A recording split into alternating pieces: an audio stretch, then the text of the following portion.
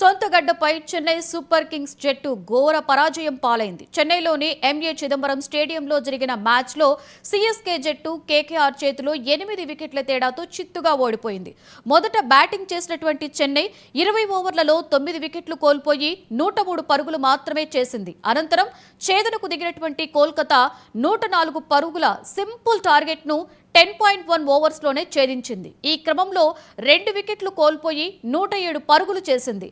Quinton de Kock 23, Sunil Narine 44, captain Ajinkya Rahane 20 పరుగులతో రాణించారు.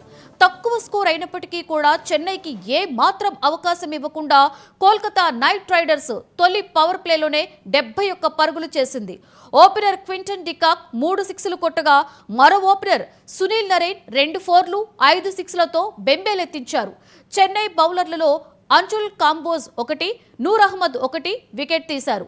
IPL తాజా సీజన్లో చెన్నై జట్టుకు ఇది 5వ ఓటమి కావడం గమనార్హం.